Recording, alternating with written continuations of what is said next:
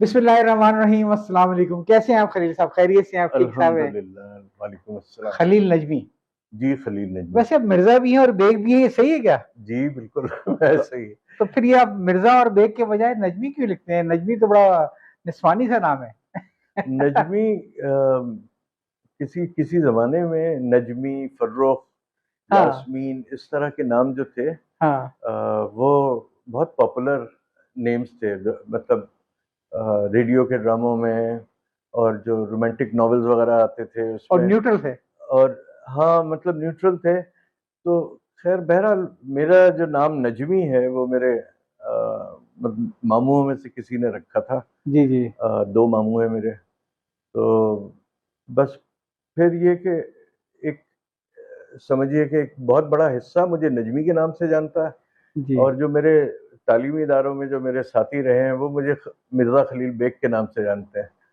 वैसे तो उसमें बड़ा रोब है मिर्जा खलील बेग में। जी, बिल्कुल बिल्कुल, ये मेरा जी। मतलब फैमिली नेम है। बेग आपका कोई अल्हम्दुलिल्लाह। फैमिली नेम था क्या? जी जी। मेरे एक्चुअली एक एक कहानी है इसकी भी। मेरे चलिए, इससे पहले कि आप कहानी शुरू करें, मैं थोड़ा तारुफ करा दूं। आप लोग अफसाना जिंदगी के सिलसिले में बहुत सारे अदीबों को, शायरों को, सीनियर बैंकर्स को और फौजी अफसरान को सुन चुके होंगे। लेकिन आज मेरी दरख्वास्त पे तशरीफ लाएं यहाँ पे जनाब खलील नजमी साहब, जो एक बहुत अच्छे आर्टिस्ट भी हैं और एडवर्टाइजिंग फील्ड के भी हैं। तो आज हमें इनसे बहुत कुछ सीखने को मिलेगा। खलील नजमी साहब 3.5 साल की उम्र में एडवर्टाइजिंग की फील्ड में आए, एनआईटी के एक इश्तिहार में मॉडलिंग करके। फिर उन्होंने सारी उम्र यहीं पे गुजार दी। आपने ग्राफिक डिजाइनिंग से लेकर क्लाइंट सर्विस तक हर शोबे में महारत हासिल की। लेकिन जो आपकी खास बात थी वो आपकी अदाकारी और सदाकारी थी। टीवी के मुख्तलिफ खाकों में भी आए, और एक इश्तिहार में तो उन्होंने अपने चेहरे के तासुरात और अपनी आवाज़ के उतार चढ़ाव से कमाल कर दिया, जब लग ये रहा था कि एक बूढ़ा दादा गोद में किसी पोते को लटाए कहानी सुना रहा है, हालांकि वो पोता हजारों किलोमीटर दूर था। और शेर को देखकर हिरन छुप गया। शेर आया और जोर से धाड़ा, कहाँ है ये चालाक हिरन? फिर क्या हुआ? फिर शेर ने चारों तरफ देखा और फिर धीरे धीरे आगे बढ़ा और चुपके से। बाबा, अली सो गया है। कहानियां यूं ही चलती रहें, इसीलिए हर जगह देता है साफ आवाज पाकिस्तानी नेटवर्क यूफोन, जिसके लिए सब कुछ तुम ही तो हो। शुक्रिया मखसूस साहब। तो नाज़रीन, इस कप के लिए बॉक्सिंग के मुकाबलों का आगाज अब हुआ चाहता है। तो इसके साथ ही मैं माइक देता हूं एसके बेईमान साहब को। तो जनाब बेईमान। खलील साहब एक पैदाइशी आर्टिस्ट भी हैं और ये फन उन्हें अपने वालिद से मिला। इसका आगाज भी उन्होंने अपने वालिद का एक पोर्ट्रेट बनाकर किया। आपकी बनाई हुई तस्वीर, इसमें ऑयल पेंटिंग भी शामिल हैं और लकड़ी पे कार्व की हुई पेंटिंग भी शामिल हैं, दुनिया भर में 20 सरबराहान मुमलिकत और शाही ख़ानदान के लोगों में घरों में लगी हैं, क्योंकि उसे सरकारी तौर पर हुकूमत पाकिस्तान की तरफ से मोअज़्ज़ीन को तोहफे के तौर पर पेश किया जाता है।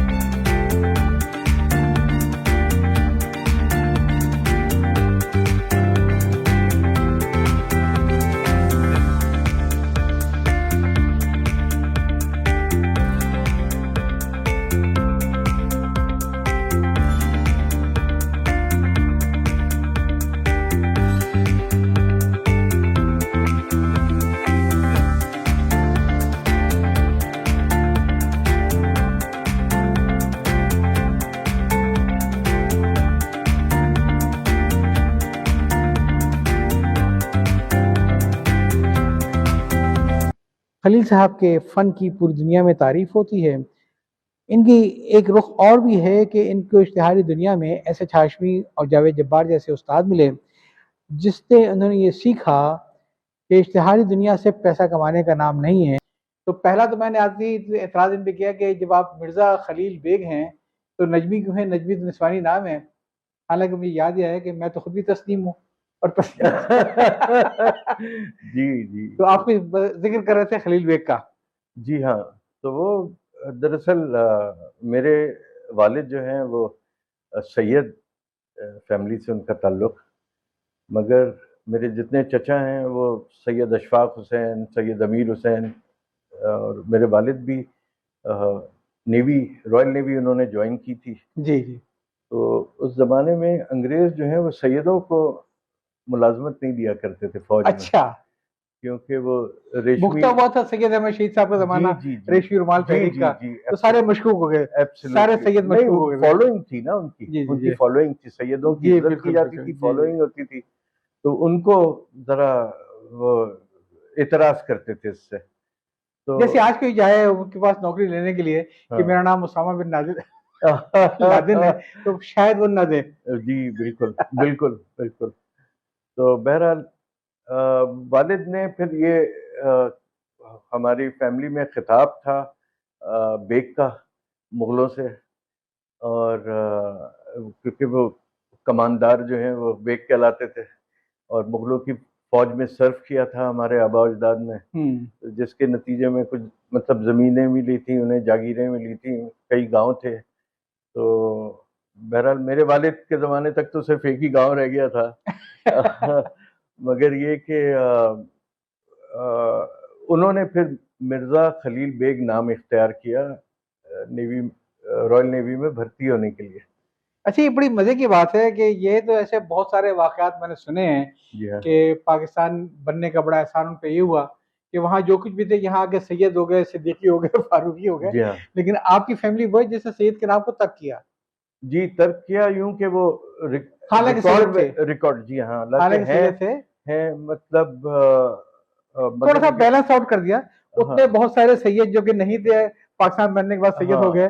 तो आपने थोड़ा टोटल बराबर कर हम दिया। हम हम अपनी मजबूरी के तहत जो है हम मिर्ज़ा हो गए वालिद वालिद की वज़ह से, क्योंकि वो रिकॉर्ड एक सिर्फ़ बन गया। वालिद या चचा वग़ैरह सारे सबने सैयद सब सैयद सैयद लिखते हैं, अच्छा, सैयद कहलाते हैं, पहचाने जाते हैं। मेरे यहाँ जब पार्टीशन के बाद यहाँ आई है फैमिली, दादियाल मेरा, हमारे 4 चचा यहाँ आ गए थे, 6 थे टोटल भाई मेरे वालिद के। तो वो सांगड़ में ज़मीनें वग़ैरह मिली थी, तो वो वहाँ ताया मेरे हैदराबाद में रहा करते थे। तो वहाँ शाह साहब के पास लोग आते थे दम कराने के लिए, और बहरहाल ये तो ये लेकिन आपके वालिद ने और आपने वो अपने नाम का हिस्सा नहीं रखा जी, उसको। हम मेरे किसी बहन-भाई ने नहीं रखा जी, चलिए ये उसको। तो एक बड़ी दिलचस्प चीज़ आपने बताई मुझे। जी हाँ, तो ग़ालिबन आपने बताया कि आपके वालिद साहब रॉयल नेवी में थे। जी हाँ। थोड़ा-सा बता दें किस इलाके से ताल्लुक था? रॉयल नेवी में कैसे आए? पहले क्या करते थे वो? मेरे वालिद जो हैं वो ज़मींदारी थी इन लोगों की, 6 अच्छा, 6 भाई वहाँ हाथ बटाया करते थे दादा का हमारे, सही। और बहुत अच्छे बड़े ज़मींदार थे अपने इलाके के। ताल्लुक़ इनका जो है वो लखनऊ से कोई 40 मील के करीब है। मोहिद्दीनपुर एक गाँव है, तो उसके मुहिद्दीनपुर से ताल्लुक है? मोहिद्दीनपुर से ताल्लुक़ अच्छा, है। अच्छा, जी हमारी हाँ। फैमिली काफ़ी लोग वहाँ से आए हैं। अच्छा, जी, जी, जी। ओके। खैर, ये तो बड़ी दिलचस्प बात बताई आपने हाँ, मुझे। हाँ, हाँ। तो बहरहाल मोहिद्दीनपुर में ज़मींदारी थी। जी, स्कूलिंग जो है वालिद की लखनऊ में हुई थी। जी। हमारी एक फूफी थी, और उनकी शादी हुई थी, मेरे फूफा का नाम था, बताइए, इस वक्त नाम ज़हन से निकल रहा है, सैयद मिसबाउद्दीन नाम था उनका, दोहरा और वो दीजिए इसको। लखनऊ के पहले म्यूनिसिपल कमिश्नर थे। तो एक जिसे कहते हैं कि एक अरिस्टोक्रेटिक बैकग्राउंड में वो दाखिल हुई। वहाँ हमारे यहाँ जैसे कि लखनऊ के घरानों का एक असलूब है, मतलब ज़बान और मतलब तलफ़्फ़ुज़ और इन चीज़ों पे बहुत ध्यान दिया जाता है। तो खैर मैंने अपने ददियाल से मैंने ये चीज़ें सीखी, मगर ये कि वो कुछ और चीज़ें भी होती हैं जो कि मुझे पसंद नहीं थी, मिसाल के तौर पे तसन्नो, तो वो अल्हम्दुलिल्लाह तसन्नो इरेज़ किया मेरे ननियाल ने, क्योंकि ननियाल मेरा जो है वो बिहार से है, वालदा यानी मेरे नाना का ताल्लुक पटना से था, वहाँ मोहल्ला शाकीमली है, तो उसके वो गद्दी नशीन शाह साहब थे। अच्छा, माशाल्लाह। और ग्रेजुएट थे अलीगढ़ के। हाँ। और मेरी अपनी जो मोहल्ले की मस्जिद थी, मतलब खानका भी थी वहाँ पे, दरगाह और उर्स वगैरह भी हुआ करता था, और जो मस्जिद थी उसके पेशमाम थे, मतलब ईदैन का और जुमे, अच्छा, माशाल्लाह। जो जुमे के खुतबे वगैरह हैं वो दिया करते थे। Very very respectable person. तो वैसे लखनऊ के बारे में सच्ची बात है कि अब्दुल हलीम शर्र की किताबें पढ़ के मेरे जहन में एक बड़ा ख़ास नक्शा था। तो जब मैं पहली बार लखनऊ गया तो मुझे बहुत शदीद मायूसी हुई, क्योंकि मैं सोचा कि जहाँ भी जाऊँगा वो अंगरखा पहने हुए नवाब, हाथों में बुलबुल का बच्चा लिए, टोपी पहने घूमेंगे। वहाँ तो मैंने देखा सब कोट बुशर्ट वगैरह के तो सारे थे। मुझे वो लखनऊ लखनऊ नज़र आया जी जो हाँ। मैंने किताबों में उसमें पढ़ा था। आप कभी गए लखनऊ बाद में? नहीं, मैं कभी हिंदुस्तान मेरा जाना नहीं हुआ अच्छा, अच्छा, अच्छा। इत्तेफाक से। अच्छा हुआ, वरना बड़ी मायूसी थी आपको क्योंकि जो हमने हाँ।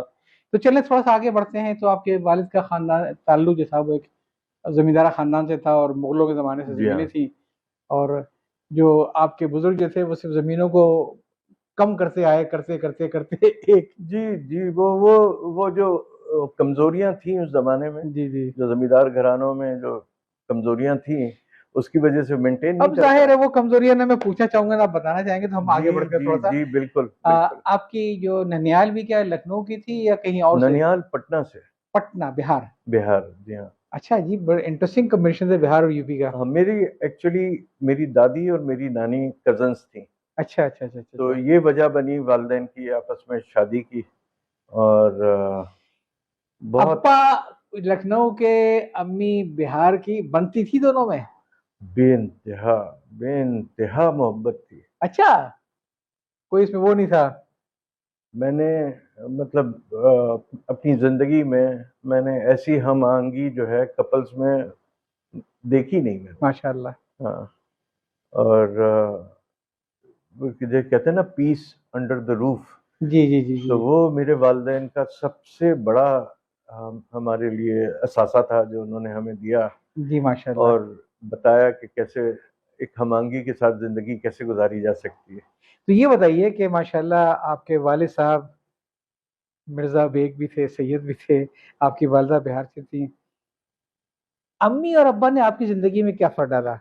कैसा आपको उन्होंने बड़ा दबा के रखा, कैसे रखा? नहीं, बहुत मेरे वालिद बहुत लिबरल थे, और खुद भी आर्टिस्ट थे, मगर उन्होंने परस्यू अच्छा। नहीं किया इसको, आर्ट को। हाँ, हाँ, क्योंकि मैं आपको तो बुलाया मैंने आर्ट के हवाले से है, जी हाँ। तो तो ये मैं एक समझता चीज़ हूँ तो मालूम हो गई कि ये आपके जीन्स अंदर जीन्स में है। जीन्स में थी, जी आर्ट्स हाँ, आपकी जीन्स जीन्स में। में। फिर ये कि ननिहाल जो है वो भी क्योंकि एक अदबी बैकग्राउंड था, और पढ़े लिखे लोग थे बहुत। मेरी वालिदा जो जी, तो हैं, वो मौसीकी और आर्ट सब जी, जी, बिल्कुल, बिल्कुल। तो वो सारी चीज़ें जो हैं वो अल्हम्दुलिल्लाह एक एक माहौल बहुत तो मैटर करता है। आपके दिल में कब शौक आया आर्टिस्ट बनने का? आर्टिस्ट बनने का मैं तो, मेरा ख़्याल है 3 साल 4 साल की उम्र थी, तो तब से स्केचबुक मेरी बगल में होती थी, अच्छा। और पेंसिल हाथ में, और मैं मतलब स्टिल लाइफ बनाया करता था। मतलब गिलास रखा है, कोई चीज़ रखी हुई है टेबल पे, उसको वालिद की ड्रॉ से कर। हौसला अफ़ज़ाई हुई इस बात की आपकी? जी। वालिद ने हौसला अफ़ज़ाई की थी आपके इस शौक की?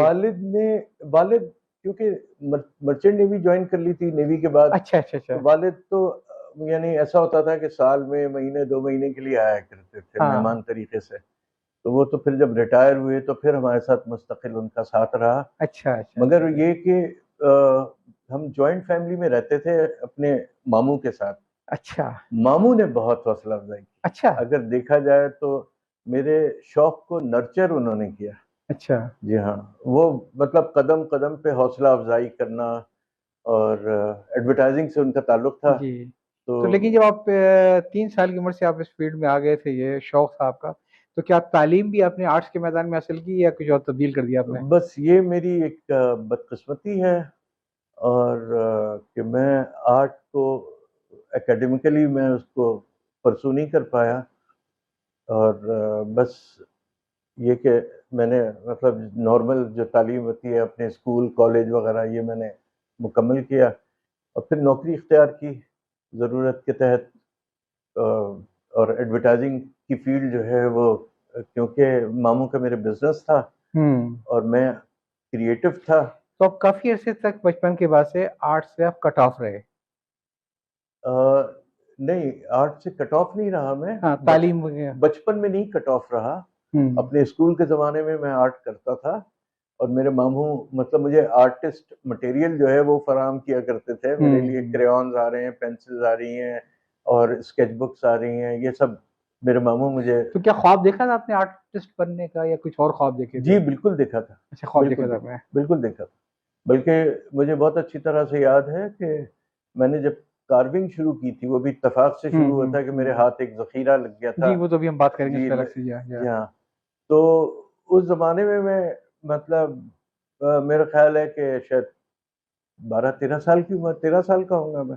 तो उस ज़माने में मैं सोचता था कि मैं अगर कोई काम कर रहा हूँ तो कोई किसी थीम के तहत करना चाहिए।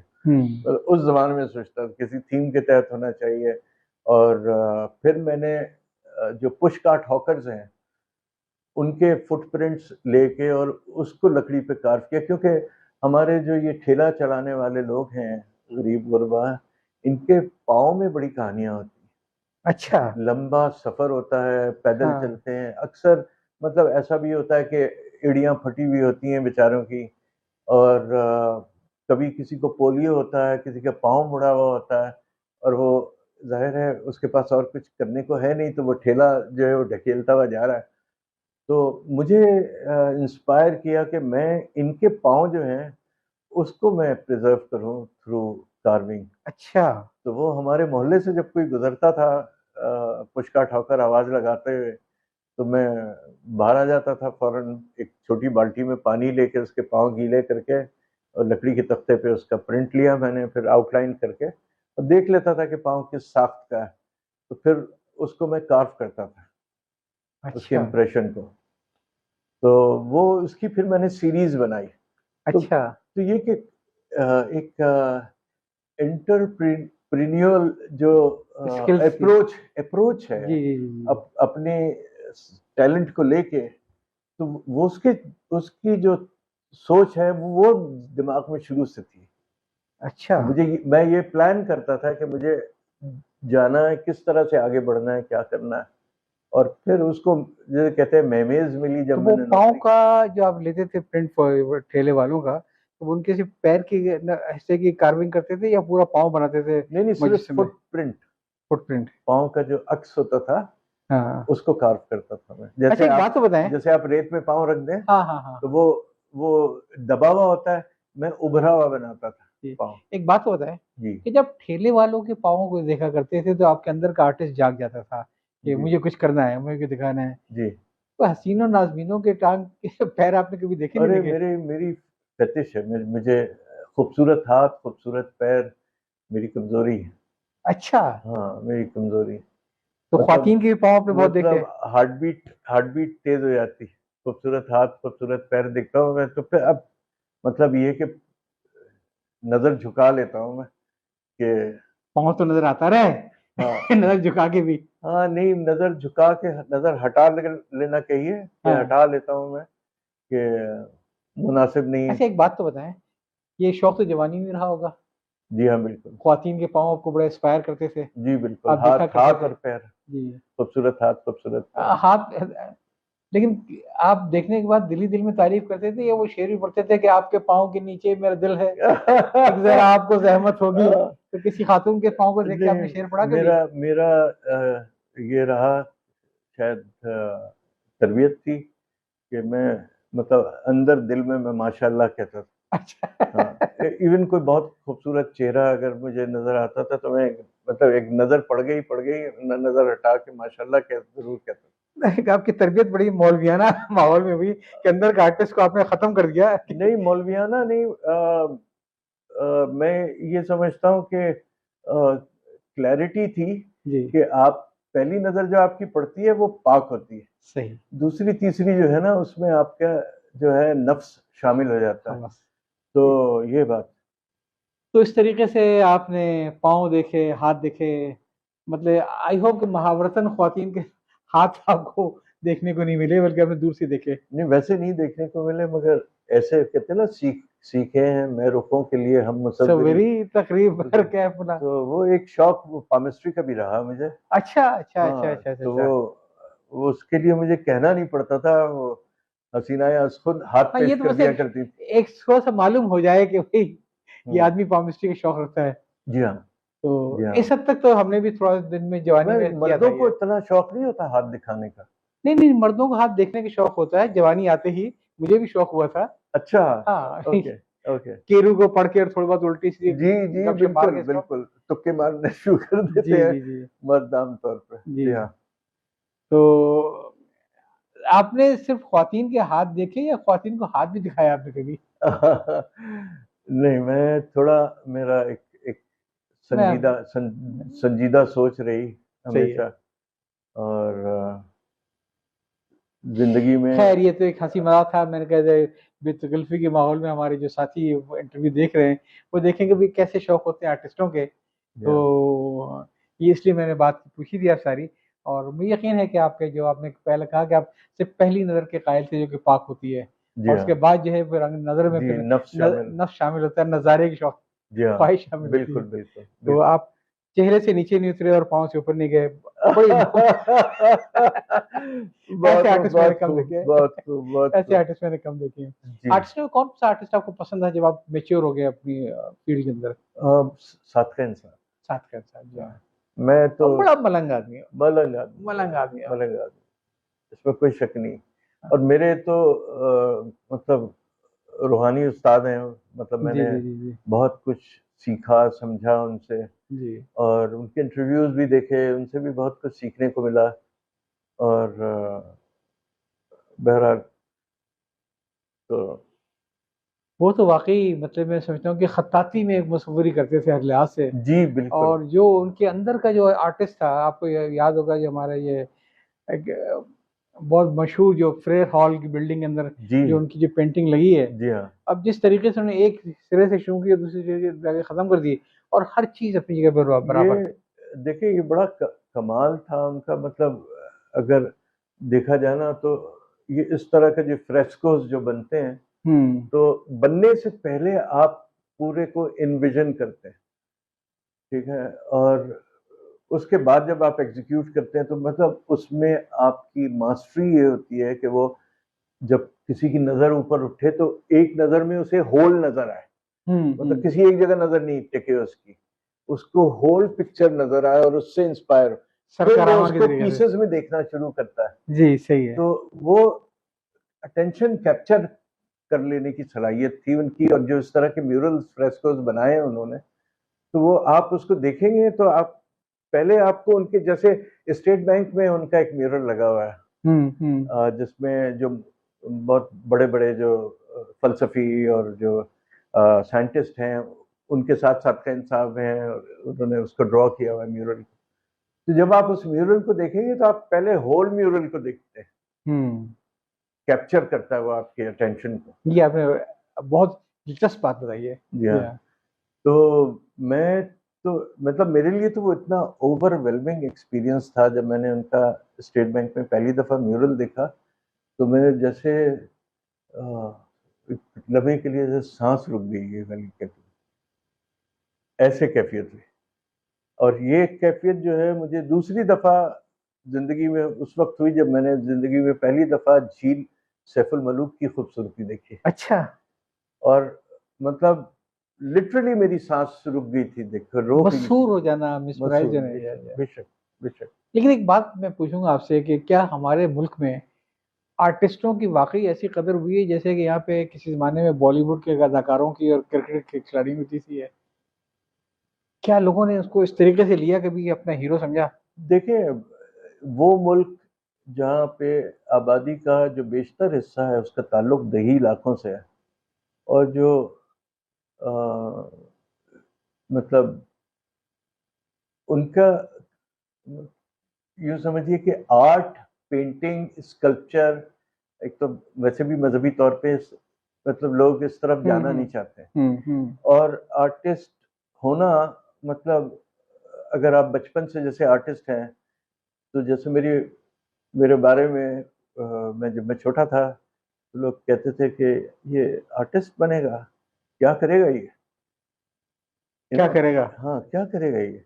अच्छा, किसी ने कहा कि अच्छा तुम आर्टिस्ट हो मगर करते क्या हो, ये वाली तो बहुत उम्दा, आर्टिस्ट हो मगर करते हाँ, क्या हो? करते क्या हो। तो बात ये कि मेरी खुशनसीबी ये रही कि आर्ट के साथ साथ मुझे जो एडवर्टाइजिंग मार्केटिंग का जो बैकग्राउंड मिला ना, उसने मुझे अपने हुनर को बेचना सिखाया और मुझे मतलब एक सिमत में चलना सिखाया। हाँ, अब लेकिन मैं इस पे अभी आता हूँ, अगली किस्म में इंशाल्लाह इसी पे आएंगे। लेकिन मैं देख रहा था कि मैं ख्याल है हम में से अक्सर लोग इस बात से मुत्तफिक है कि सादक़ीन से बड़ा आर्टिस्ट शायद कोई भी नहीं था, ठीक है ना ये। जी हाँ, बिल्कुल। और जो खत्ताती के अंदर जो उन्होंने किया और जिस तरीके से रहमान वगैरह बनाया उन्होंने पूरी है, इसमें कोई शक नहीं है।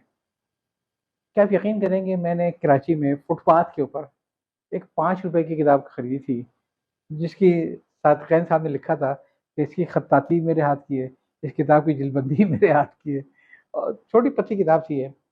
तो हमारे यहाँ वो क्रेज़ नहीं है एक अच्छे आर्टिस्ट के बारे में। एक फैशन तो है कि नाम तो आता है मुझे सादिक़ीन का, लेकिन वो उसकी फन के अंदर जो है ना डूब जाना, वो नहीं है, डेप्थ नहीं है हमारे यहाँ। और आर्टिस्ट से वही पूछते हैं कि फिर करोगे क्या? जी हाँ, एक तो चीज़ ये है कि एक विजनरी अप्रोच होनी चाहिए। जैसे आपको पता होना चाहिए कि आपने कहाँ जाना है, आपने कहाँ से शुरू करना है, कहाँ तक लेके जाना है किसी चीज़ को, किसी काम को, यह आपको पता होना चाहिए। और मैं समझता हूँ कि सादक़ीन साहब क्योंकि उन्होंने शादी के क्या कहते हैं कि चुंगल में नहीं फंसे किसी के औलाद की जिम्मेदारी उनके ऊपर नहीं थी। हाँ। फैमिली की हो सकता है वो जिम्मेदारी निभाते हो क्योंकि उनके मतलब भाई बहन और थे, जी, उनकी देखभाल करते होंगे वो। मगर ये कि सादक़ीन साहब क्योंकि फारिगुल बाल थे, डिवो दिया था, तो फना फिल उन्होंने फन से। अपने आप को फना फिल फन। फन कर दिया उन्होंने। जी हाँ, जी हाँ। उनके भतीजे तो हैं जो, और बल्कि कुछ चीज़ें उनकी ऐसी हमारी ब्यूरोक्रेसी में सादक़ीन साहब को लेके, क्योंकि सादक़ीन साहब इतने रईस आदमी थे, दयालु थे वो, इतने रईस फनकार थे, दयालु कि थे वो अपना फन पारा बख्श देते थे लोगों जी जी जी, यही मैं आ रहा था। जी हाँ, कि किसी को पसंद आया तो उठा ही दे दिया। हाँ, बिल्कुल ऐसे ही। मेरा ख्याल है इसको थोड़ा सा हम इसी पे रोकते हैं, अब अगली किस्म में मजीद बात करेंगे। जी हाँ।